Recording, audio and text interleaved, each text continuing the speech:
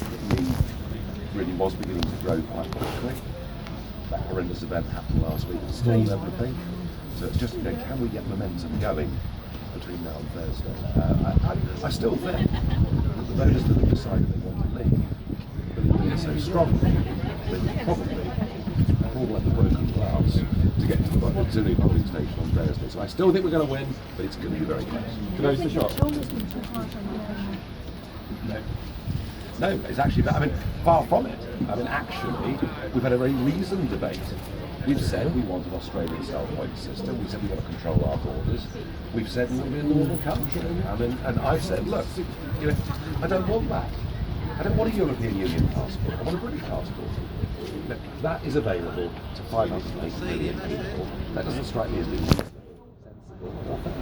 You know Brussels are and they are nervous right now. They are nervous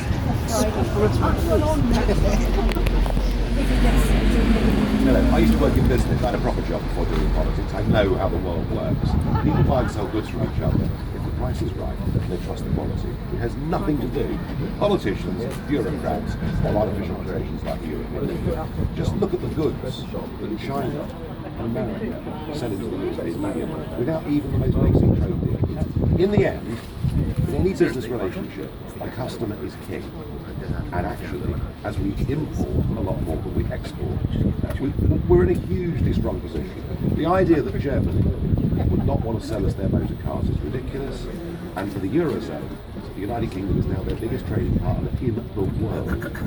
So economic realities say, whatever the politicians make, huff and sort of fuss about, the reality is business goes on. But we're free then to make our own trade deals with the rest of the world. And isn't it interesting that Switzerland has got more trade deals around the world that she's negotiating on her own than we have as part of this big bloc? You also have to apply to the rules. You want to have access to the free market. Well, if I sell a good to America, I have to comply with American rules. If I sell a good to China, I've got to abide by their rules. I have no say in their parliament. But what I don't want to do is this. 88% of the UK economy is not selling goods and services to the EU, and yet, as part of the single market cartel, we have to apply the rules to that large chunk of our economy not even involved in it. So it's too much red tape, it's too much regulation, it's too much cost, and it's bad for entrepreneurial flair. But you know that the opposite side says this is nearly, I'm sorry to use the word bullshit, they simply don't believe it. They think that this will really harm the British economy and the European economy, even the Danish economy. Because they don't believe we're good enough to run our own country. They work hand in glove with the jar multinationals who love the EU. What a great system. A single market, you can regulate your small competitors to bits and keep prices as high as possible for consumers. That's the racket that is the economy of the European Union. And I'm afraid our politicians don't have the wisdom or the breadth of global vision to really understand. Courage. Nigel, quick words for the BBC Six before you have your lunch. What are you actually having for lunch today? I'm having whelks today. It's here on the seafront. And lovely. But sadly, can't be fishing very next year anymore. And I suspect if we win this referendum, when I come back to Harwich in 5 or 10 years' time, there'll be a lot more. Do you really think that the fishing industry can go back to, because it is a tenth of the size of what it was 100 years ago? It's absolutely ridiculous what's happening.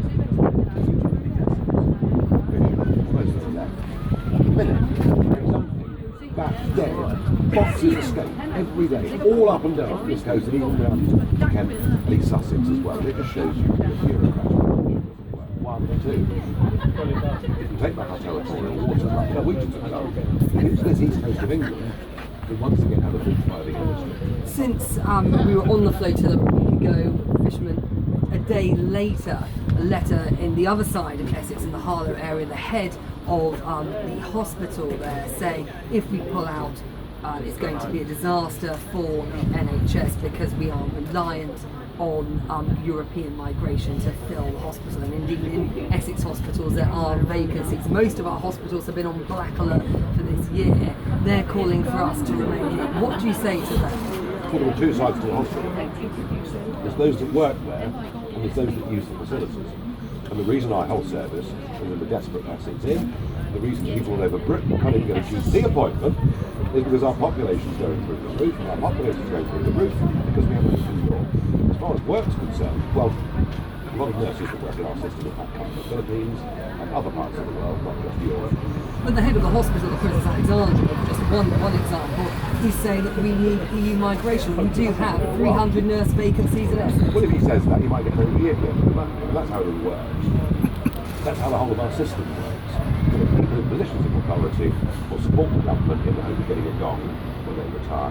What you find often is once people retire from those positions, they speak a bit more freely. But I think it's a scandal that we are not training enough of our own nurses, and that we're making the cost of training a nurse even higher. That is ridiculous.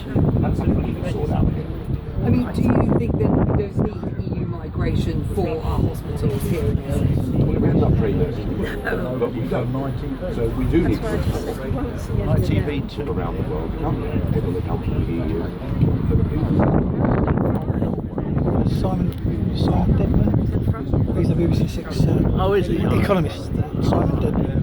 Nobody from TV, Oh, Danish TV, I think it was. Yeah, but nobody from BBC or not ITV. sure. No. They usually give him a miss, don't they? Yeah, I think they were there, might be down at Clacton this morning. Was you there? No, I wasn't. Yeah. No. Yeah, he's Simon Dedman, BBC.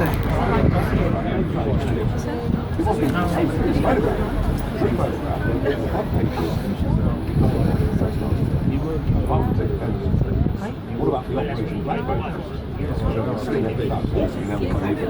That's what we should be talking about. Today's post is about